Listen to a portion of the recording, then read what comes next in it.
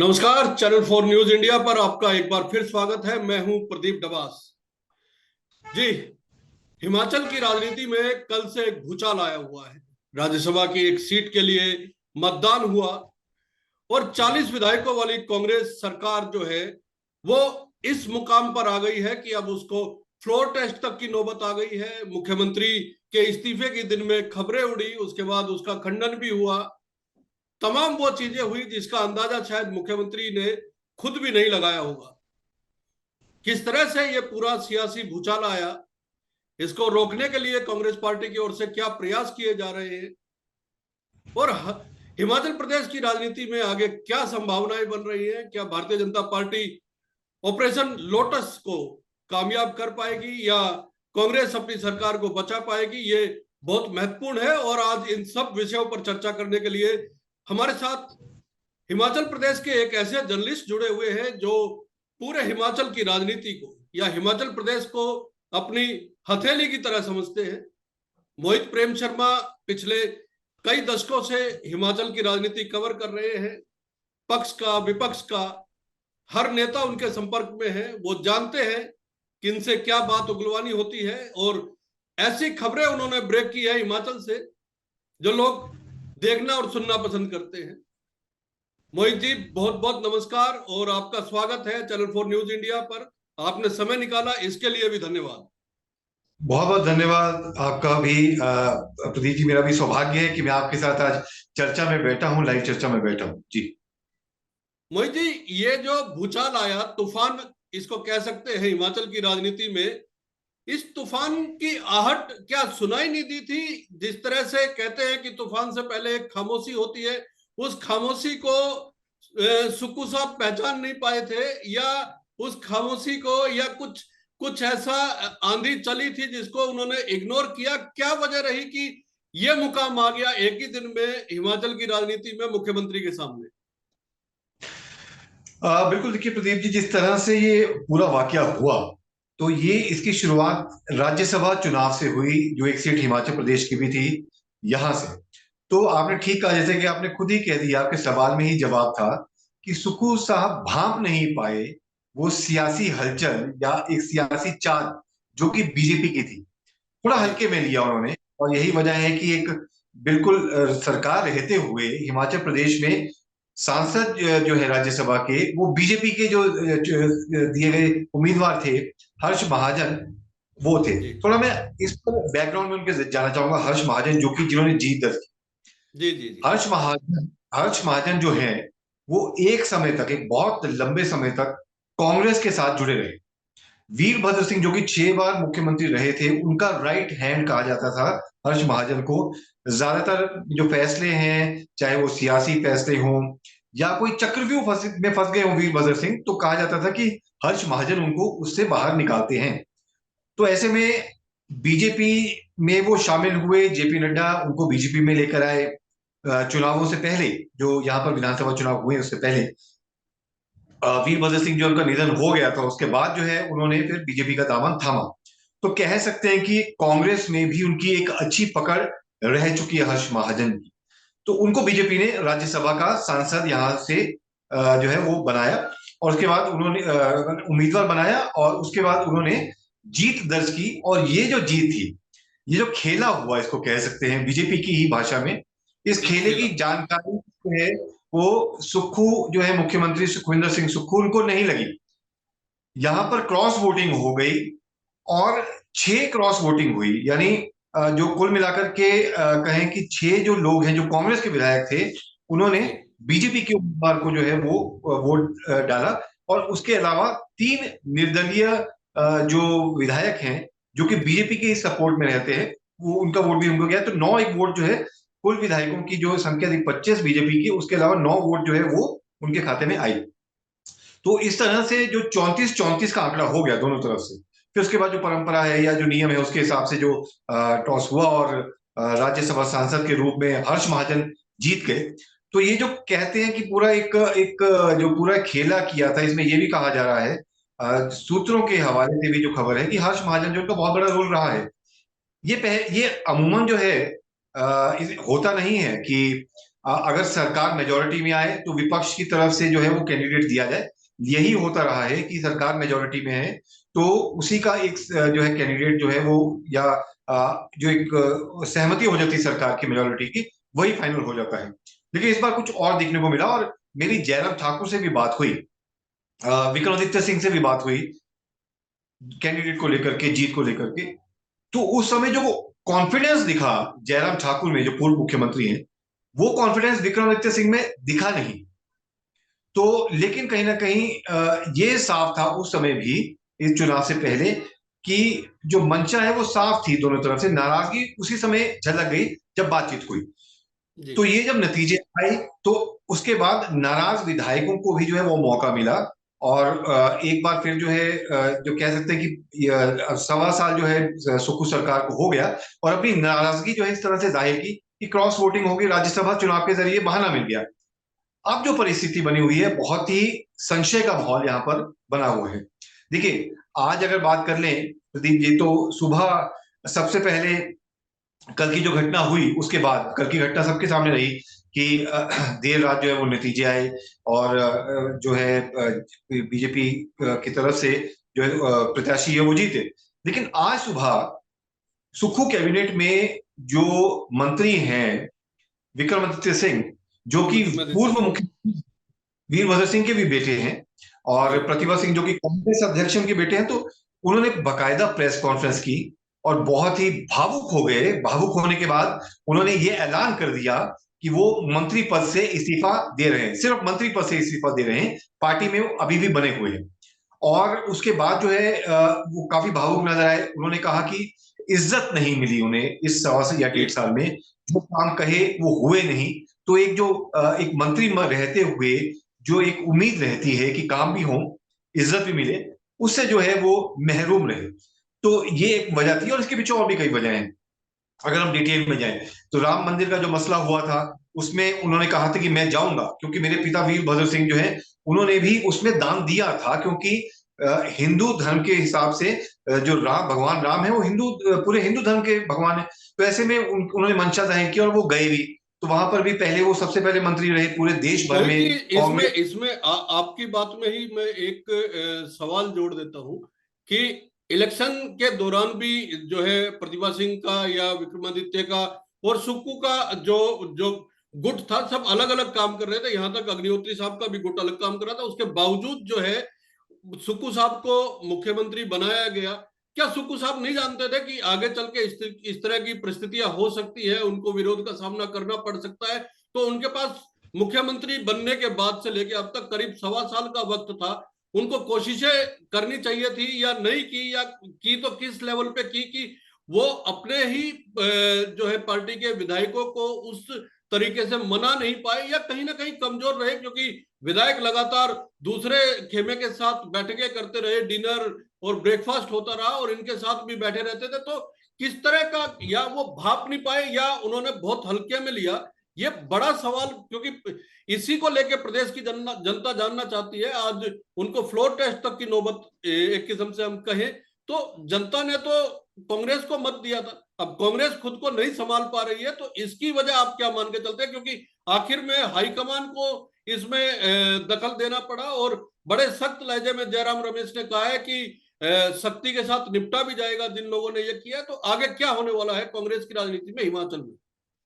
बिल्कुल, देखिए, इसमें सबसे पहले मैं ये कहूँ कि जब विधानसभा चुनाव हो रहे थे तो उसमें प्रतिभा सिंह, उनकी भी दावेदारी थी मुख्यमंत्री बनने के लिए।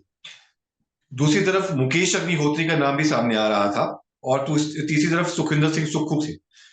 सुखविंदर सिंह सुक्खू, क्योंकि कहते हैं कि हिमाचल प्रदेश में सबसे खास माने जाते हैं राहुल गांधी के, प्रियंका गांधी के, तो निश्चित रूप से उनका नाम पहले से ही चुन लिया गया था, करीब साल या 1.5 साल पहले से ही, कि वो पहले कांग्रेस कैंपेन कमेटी के अध्यक्ष बनेंगे, और उसके बाद मुख्यमंत्री का चेहरा भी जो है वो कांग्रेस उनको आगे लेकर आएगी, ये स्पष्ट था। लेकिन क्या हुआ कि जब चुनाव जीते, वही मैं अभी बात कर रहा था कि चुनाव में विक्रमादित्य सिंह, उनका ये कहना था कि उनके पिता वीरभद्र सिंह के नाम पर हिमाचल प्रदेश में कांग्रेस ने सरकार बनाई। जी तो यहाँ पर जो हॉली लॉज है, हॉली लॉज यानी जो उनका घर है, उसको हॉली लॉज कहते हैं। तो हॉली लॉज को जो है सबसे सर्वोच्च पद, सर्वोच्च कुर्सी जो है वो मिलनी चाहिए, लेकिन ऐसा हुआ नहीं। मुकेश अग्निहोत्री को डिप्टी सीएम बना दिया गया, सुखविंदर सिंह सुक्खू मुख्यमंत्री बन गए, और प्रतिभा सिंह जो है वो अध्यक्ष रही, जो पहले भी थी, चुनाव से पहले भी रही थी। तो ऐसे में एक नाराजगी वहीं से शुरू हो चुकी थी। उसके बाद कई और बातें थी, वीरभद्र सिंह की मूर्ति की बात थी, उसमें सरकार ने कहा कि हमारे पास जगह नहीं है। हॉली लॉज चाहता था कि मूर्ति रहे, एक बने, क्योंकि एक बहुत ही दिग्गज नेता रहे हिमाचल प्रदेश के। हाँ, आज कई उन्होंने नाराज, बयान भी दिया कि 2 गज जगह नहीं दी गई मूर्ति के लिए, तो प्रतिमा कई के लिए। ऐसी और बातें जो कि व्यक्तिगत बातें थी, उनके परिवार से जुड़ी हुई बातें थी, लेकिन उनको अनदेखा किया गया। यहाँ पर ये कहा जा रहा है कि जो मंत्री यहाँ पर बनाए गए थे, उनका ये आरोप है, और दबे मूवी जो है, कहा भी विक्रमादित्य सिंह जो उन्होंने प्रेस कॉन्फ्रेंस की, उसमें ये कहा कि काम ही नहीं हो रहे थे, उनके काम ही नहीं हो रहे थे, उन्हें सरकार में इज्जत नहीं मिल रही थी। और ऐसे में युवाओं के लिए काम करना चाहते थे, विकास के लिए काम करना चाहते थे। देखिए, बड़े इंपॉर्टेंट महकमे थे उनके पास, पीडब्ल्यूडी उनके पास, और इसके अलावा उनको अभी हाल फिलहाल में अर्बन डेवलपमेंट भी दिया गया। हालांकि नाराज वो उसी समय हो गए थे जब उनसे स्पोर्ट्स लिया गया। अभी जब दो नए नए मंत्री बनाए गए सुक्खू कैबिनेट में, तो स्पोर्ट्स जो है उनसे ले लिया गया। उस पर वो काफी नाराज हुए, उन्होंने कहा था कि मुझे युवाओं के लिए कुछ काम करना था। तो कई बातें जो थी वो इस तरह से सामने आई। विक्रमादित्य सिंह के अलावा कई और मंत्री भी हैं जो कि नाराज चल रहे हैं, जिन्होंने प्रोटेस्ट भी किया था, जो जी। मीटिंग होती है उसमें प्रोटेस्ट किया था। और ऐसे में ये एक संकट की घड़ी सुखविंदर सिंह सुक्खू भाप नहीं पाए कि ऐसा भी हो सकता है, क्योंकि वो वन लाइन पर चले। उनको सरकार बनने के बाद से ही जो भी फैसले होते हैं, वो ये कहा जाता है कि हालांकि उन्होंने एडवाइजर बनाए हैं, लेकिन कहा जाता है कि अपने मन की करते हैं और अपना जो फैसला है वो लेते हैं। यहाँ पर व्यवस्था परिवर्तन की भी बात की गई, कई चैलेंजेस थे आरोप सरकार ये के भी लिए। आपकी बात बिल्कुल जायज है कि ये आरोप भी लगे थे कि मुख्यमंत्री ने अपना एक गुट तैयार कर लिया है और उन्हीं की सुनते हैं, और कैबिनेट में जो राजेंद्र राणा और सुधीर शर्मा जैसे लोग हैं, उनका ये भी कहना है कि जो है उनको उच्च स्थान मिलना चाहिए था, जो नहीं मिला। और इसकी वजह से, क्योंकि क्रॉस वोट करने वाले में, माफ कीजिएगा, ये ये लोग भी शामिल हैं।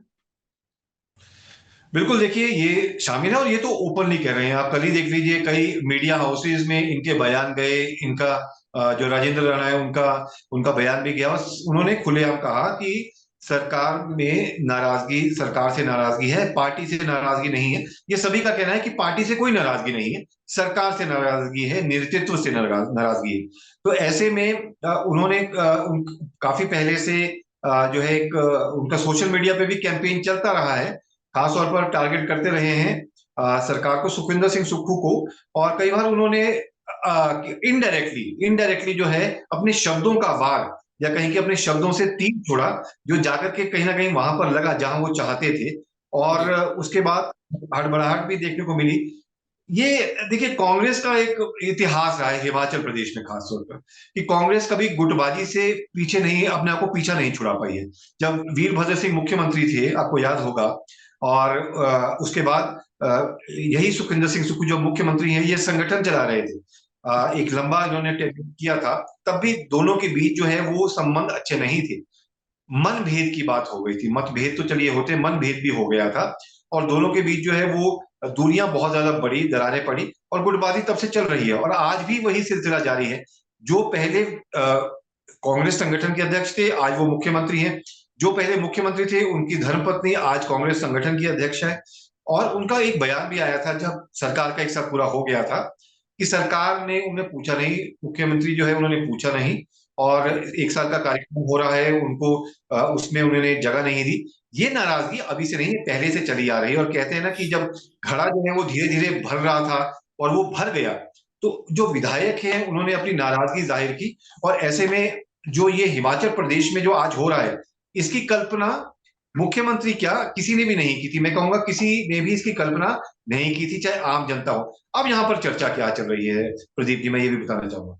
चर्चा दो चल रही है कि क्या, मैं एक एक सवाल जोड़ना चाहूंगा। आपने कहा कि मुख्यमंत्री क्या किसी ने भी कल्पना नहीं की थी। इसमें एक सवाल, मैं माफ कीजिएगा, आपको बीच में रोक रहा हूं मोहित जी। सवाल ये उठता है कि हिमाचल से पंचकुला विधायकों को ले जाया जाता है, हरियाणा पुलिस की गाड़ियां जो है वो हिमाचल में प्रवेश करती है, 1.25 साल के आसपास मुख्यमंत्री को राज करते हुए हो गया, उसके बावजूद क्या खुफिया तंत्र इतना कमजोर निकला कि वो ये नहीं पता चल सका कि कब ये विधायक जा रहे हैं और इनको रोकने के लिए क्या कुछ किया जा सकता है। और हिमाचल से विधायक चले जाते हैं, पंचकुला आ जाते हैं और उसके बाद फिर सारा घटनाक्रम होता है। तो कहीं ना कहीं मुख्यमंत्री का खुफिया तंत्र भी पूरी तरह फेल रहा है इसमें। बिल्कुल, देखिए ये सरकार का जो खुफिया तंत्र है फेल हो गया, और ये एक बार नहीं हुआ। एक बार और जानकारी आपको दे दूं कि ये दूसरी, पंचकुला से फिर शिमला भी वापस पहुंचते हैं और फिर उसके बाद अब फिर से पंचकुला पहुंच चुके हैं। थोड़ी देर पहले उनका चॉपर वहां पर उतरा है एक बार फिर से पंचकुला में। तो ये खुफिया तंत्र जो है ये लगभग लगभग इसमें कोई जानकारी तो नहीं पहुंची सरकार तक। तो कह सकते हैं कि अभी सब कुछ फेल नजर आ रहा है इस समय अगर बात की जाए। देखिए, सुबह अटकलें चले कि सुखविंदर सिंह सुक्खू ने अपने इस्तीफे की पेशकश करी ऑब्जर्वर्स के सामने, जबकि ऑब्जर्वर्स उस समय इसीलिए पहुंचे मैं नहीं मोहित जी थे। कहता हूं कि मोहित प्रेम शर्मा जो है हिमाचल को अपनी हथेली की तरह पहचानते हैं। उनको हर वो खबर अंदर की पता होती है जो जो लोग, जो जर्नलिस्ट जिनके लिए प्रयास करते हैं, उनके पास, मोहित जी के पास वो खबरें चल के आती है खुद से। जी मोहित जी। तो जिस तरह से मैं ये कह रहा था कि फिर से चले गए वो पंचकुला, और उसके बाद देखिए एक अफवाह फैल गई कि मुख्यमंत्री ने अपने इस्तीफे की पेशकश करी ऑब्जर्वर्स के सामने, लेकिन ऑब्जर्वर्स वहां पहुंचे नहीं थे। तो ये अफवाह उड़ी, मुख्यमंत्री सुखविंदर सिंह सुक्खू को बाहर आकर के बयान देना पड़ा कि मैंने इस्तीफा नहीं दिया है। कुछ लोग जो है मीडिया के ये खबरें चला रहे हैं, कुछ राजनीतिक लोग हैं फायदा उठाने के लिए खबरें चला रहे हैं। मैं 5 साल सरकार चलाऊंगा, 1 साल से ज्यादा समय हो चुका है। बाकी की जो समय बचा है उसमें उन्होंने ये दावा किया है कि सरकार चलती रहेगी और वही जो है नेतृत्व करेंगे सरकार का। और तमाम जो अटकलें थी या तमाम जो दावे थे बीजेपी के खास तौर पर कि सुखविंदर सिंह सुक्खू जो है उनकी सरकार जो है अब उस विधायक उनसे नाराज हो चुके हैं तो ज्यादा चलने वाली नहीं है, उनको भी उन्होंने जब दरकिनार किया। और बहुत ही कॉन्फिडेंस था उस, अगर आपने वो बयान का सुना होगा प्रदीप जी, तो बहुत ही कॉन्फिडेंस था और एक जो लहजा था बोलने का वो बहुत ही सीधा था, जैसे आम जैसे कुछ हुआ ही नहीं हो। तो ये भी एक बहुत ही रोचक, अब एक कह सकते हैं कि इतिहास की ओर हिमाचल प्रदेश की राजनीति आगे बढ़ रही है। लेकिन शाम होते होते कुछ ना कुछ घटनाक्रम जो है वो सामने आता रहता है। मेरी कुछ बात हुई है लोगों से, पत्रकारों से भी बात हुई है, कुछ राजनीतिज्ञों से भी बात हुई है। तो ये भी कहा जा रहा है कि बीजेपी भी अभी खामोश बैठने के मूड में नजर नहीं आ रही है हिमाचल प्रदेश में। एक मौका बीजेपी के हाथ भी लगा है, किस तरह से उसको ग्रैब किया जाए इस पर 1-to-1 जो है वो चल रहा है और केंद्रीय स्तर पर ये चल रहा है। तो आप अंदाजा लगा सकते हैं कि हिमाचल प्रदेश। आज अनुराग ठाकुर जी का भी बयान आया है इस पूरे मामले को लेकर। उन्होंने जो है कहा है कि हिमाचल की जनता ने तो कांग्रेस पे भरोसा जताया था, लेकिन कांग्रेस के विधायक खुद कांग्रेस पे भरोसा नहीं जता पा रहे, इसलिए इनको सत्ता में रहने का अधिकार नहीं है। लेकिन कांग्रेस कह रही है कि जिस तरह से विधायकों का व्यवहार रहा है, सख्ती से निपटा जाएगा। किस तरह की सख्ती कर सकती है, क्योंकि राज्यसभा चुनाव में तो व्हिप जारी हो नहीं सकता है। तो उसको लेके तो किसी तरह का संशय इन विधायकों में था नहीं कि अगर क्रॉस वोटिंग करेंगे तो कोई कार्रवाई होगी, ये तो संभव नहीं था। लेकिन उसके बाद आगे की कार्रवाई क्या हो सकती है मोहित जी? देखिए, अभी जो है अगर कहें कि अगर अपनी तरीके से इन्होंने काम करना होगा तो ये भी बात सामने आ रही है कि इनका निष्कासन भी किया जा सकता है, लेकिन एज पर रूल्स वो संभव है नहीं। तो अगर ये होता है तो एक जो है कानून का रास्ता भी, जो विधायक बागी विधायक हैं वो सामने जो है वो उसको अख्तियार कर सकते हैं।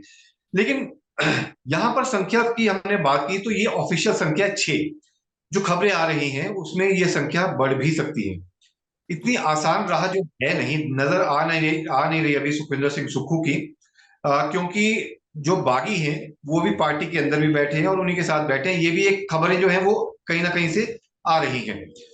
तो ये जो निष्कासन की कार्रवाई अगर होती है इन पर, अगर ये इनको निष्कासित कर दिया जाता है पद से, तो उसके बाद मुझे ऐसा लगता है कि ये कानून में तो संभव नहीं है, लेकिन अगर ऐसा किया जाता है, अगर ऐसी सोच है, तो उसमें भी कानूनी जो है वो अगर कोर्ट का दरवाजा खटखटाते हैं तो निश्चित रूप से फिर वो रूल्स के हिसाब से वापस आ सकते हैं। लेकिन फिलहाल अभी कहें तो कुछ एक देर के लिए साइलेंस जो है वो बनी हुई है। इसका एक और रीजन है, एक बैठक जो अभी चल रही है, जब अब हमारी बातचीत हो रही है तो एक मीटिंग जो है वो चल रही है जिसमें ऑब्जर्वर्स पहुंच चुके हैं, उसमें पूर्व मुख्यमंत्री हरियाणा के जो हुड्डा जी हैं वो भी वहां पर मौजूद हैं, और दोनों ऑब्जर्वर जो हैं माफ कीजिएगा, वो वहां पर पहुंच चुके हैं। तो ऐसे में उसमें क्या निकलता है क्या नहीं निकलता है, क्या जो बागी विधायक हैं उनसे बातचीत होगी, उनसे भी बात की जाएगी, एक एक करके विधायकों को भी पूछा जा सकता है कि क्या है। पूरा जब मामला ऑब्जर्वर समझ जाएंगे, पर्यवेक्षक जब समझ जाएंगे, उसके बाद फिर फैसला लेंगे। एक चीज और सामने आ रही थी सुबह से ही कि मुख्यमंत्री, जिसे हमसे बात कर रहे थे प्रदीप जी, की मुख्यमंत्री का चेहरा भी बदला जा सकता है। तो जी उसमें भी कई नाम सामने आ रहे हैं। मुकेश अग्निहोत्री का नाम जो है सामने आ रहा है, हालांकि ब्राह्मण है जिस तरह से मैंने कहा, और पकड़ यहाँ पर राजपूत की ही रही है। जो नेतृत्व रहा है मुख्यमंत्री का वो राजपूत को का ही रहा है शुरू से, अगर शांता कुमार की बात छोड़ दी जाए जो कि उनका 2.5 साल का कार्यकाल रहा है। तो ऐसे में मेजोरिटी राजपूत की है, लेकिन इक्वेशन बिठाने के लिए अगर संभव, अगर होता है ऐसा कि मुख्यमंत्री बदलना पड़े तो एक इक्वेशन बिठाने के लिए फिर मुकेश अग्निहोत्री का नाम सामने आ रहा है। और उसके अलावा अगर राजपूत की बात की जाए तो उसमें कई चेहरे फिर सामने हैं। हर्षवर्धन चौहान जो कि इंडस्ट्रीज मिनिस्टर हैं, उनका नाम आ रहा है। राजेंद्र राणा जो कि बागी विधायक हैं, स्टेटमेंट्स दी हैं, उनका नाम जो है वो आगे आ रहा है। तो ऐसे में कई और लीडर्स हैं, लेकिन अभी अगर यहाँ पर क्योंकि नाराजगी बहुत ज्यादा है, विक्रमादित्य सिंह जो कैबिनेट मंत्री उन्होंने इस्तीफा दे दिया। बाद में मुख्यमंत्री ने कहा कि वो मेरे छोटे भाई हैं, उन्होंने इस्तीफा दे दिया, लेकिन इस्तीफा स्वीकार ऐसे नहीं कर सकते। वो छोटे भाई हैं, उन्होंने एक इमोशनल टच लाने की इसमें कोशिश की है। क्या विक्रमादित्य सिंह जो है वो बात समझेंगे नहीं समझेंगे, ये राजनीति है। ये राजनीति है, और ये डैमेज कंट्रोल हो पाएगा? ये कोशिश जारी है, ये कोशिश जारी है, लेकिन मुझे नहीं लगता कि जिस तरह से उन्होंने प्रेस कॉन्फ्रेंस की और पिछले 1.25 साल से जो लगातार जो है कड़ी दर कड़ी जो है होता है ना, एकदम से कुछ नहीं आता, जो बवाल आना शुरू हुआ वो कड़ियां जुड़ती रही। कई मामले, कई भावुक मामले, कई कई पुरानी बातें, और हॉली लॉज, वीरभद्र सिंह। तो मुझे लगता है कि वो डिफरेंस जो है वो बढ़ता रहा। और सुखविंदर सिंह सुक्खू के पता जरूर था कि मंत्री नाराज हैं, देखिए उनको मालूम था कि मंत्री नाराज हैं, और एक नहीं कई मंत्री नाराज हैं, लेकिन वहां पर डैमेज कंट्रोल करने की उस वक्त कोशिश नहीं की। अगर कहें कि राजनीतिक विशेषज्ञ अगर इनका कहना है कि अगर उस समय ये किया गया होता तो आज शायद ये स्थिति नहीं आती, क्योंकि जो मंत्री बनाए गए थे। मोहित जी, एक एक अंतिम सवाल मैं आपसे जानना चाह रहा हूँ, सार रहेगा जी पूरी बातचीत का, कि अब मुख्यमंत्री सुखविंदर सिंह सुक्खू के सामने चुनौती क्या है? सरकार बचाना, आला कमान को किस तरह से वो राजी कर पाएंगे, अपने आप को कैसे प्रस्तुत कर पाएंगे, क्या क्या चुनौतियां जो है वो मुख्यमंत्री के सामने? देखिए, ये स्पष्ट है कि अगर विधायकों की, नाराज विधायकों की अगर संख्या बढ़ जाती है, पर्यवेक्षक जो आए हैं यहाँ पर वो एक एक विधायक को यहाँ पर पूछेंगे, और पूरा आज जो दौर है रात तक ये चलने वाला है, क्योंकि वो जो यहाँ पर सेसिल होटल है ओबराइज का, वहां पर जो है वो मीटिंग चल रही है। और अब उसमें ये देखा जाएगा कि नाराज इस विधायक कितने मीटिंग हैं। में वो विधायक भी शामिल हैं जो पंचकुला गए थे? जी, इसमें वो फिलहाल वो विधायक शामिल नहीं है, उनसे बाद में प्रवेशक जो है वो बातचीत जरूर करेंगे, ये भी उन्होंने साफ किया है। लेकिन नोटिस जो है उनको दे दिया गया है, जो विधायक हैं, जो बागी विधायक हैं। लेकिन अब ये देखा जाएगा कि कितने, एक मेजोरिटी है जो कि सुखविंदर सिंह सुक्खू के साथ खड़ी विधायकों की, और कितने नाराज हैं। उसके बाद जो है फैसला लिया जाएगा, और चुनौती है अपनी, निश्चित रूप से बहुत बड़ी चुनौती है, जो कि अभी शायद वो समझ भी चुके हैं, लेकिन वो अब दिखाना नहीं चाह रहे हैं कि किस तरह से अपनी कुर्सी बचा के रखनी है मुख्यमंत्री की, क्योंकि ये राजनीति है प्रदीप जी, और इसमें आपको पता है कि राजनीति में छोटा जो सबसे पहली बार जीता हुआ विधायक भी चाहता है कि मुझे ही मुख्यमंत्री बना दिया जाए। तो ऐसे में उनके साथ वाले जो और विधायक है, मुकेश अग्निहोत्री हैं, हर्षवर्धन चौहान है, लगातार जीतते रहे हैं, जी राजेंद्र राणा है, सुधीर शर्मा है, कई ऐसे नाम हैं जो कि अब इनमें से बागी भी हैं, जो चाहेंगे कि अगर कमान किसी और को दी जाए, क्योंकि ये साफ कह चुके हैं बागी, ये बागी नेता जो है वो साफ कह चुके हैं कि आप मुख्यमंत्री बदल दीजिए, हमको पार्टी से कोई भी शिकायत नहीं है, जी हमारे को सरकार के नेतृत्व से शिकायत है, काम नहीं जी हो रहे हैं, लोग जो है हालांकि हम उनको पूछते हैं कि हमारे काम नहीं हो रहे, लेकिन कहीं ना कहीं सुधीर शर्मा और राजेंद्र राणा नाराज भी थे, क्योंकि उनको मंत्री नहीं बनाया गया था। केंद्र से भी कहा गया था, जो केंद्रीय नेतृत्व है कांग्रेस पार्टी का, कि मंत्री जो है वो बनाना है, लेकिन ऐसा हुआ नहीं। राजीव शुक्ला जो है वो भी कहीं ना कहीं यहाँ पर पहुंचे हैं, राजीव शुक्ला भी पहुंचे हैं। किस तरह का रास्ता खोजा जाता है, ये बहुत ही रोचक रहेगा कि क्या, देखिए ऑप्शन एक बार और बता देते हैं चलते चलते।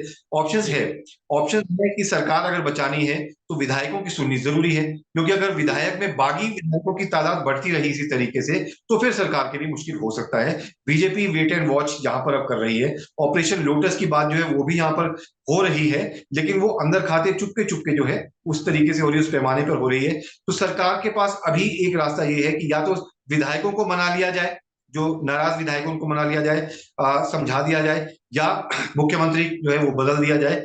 तब सरकार जो है वो यही दो रास्तों में बच सकती है, लेकिन विधायकों को मनाना एक चुनौती रहेगी। तो अब क्या रास्ता अख्तियार करते हैं कांग्रेस हाईकमान, ये देखने वाली बात होगी।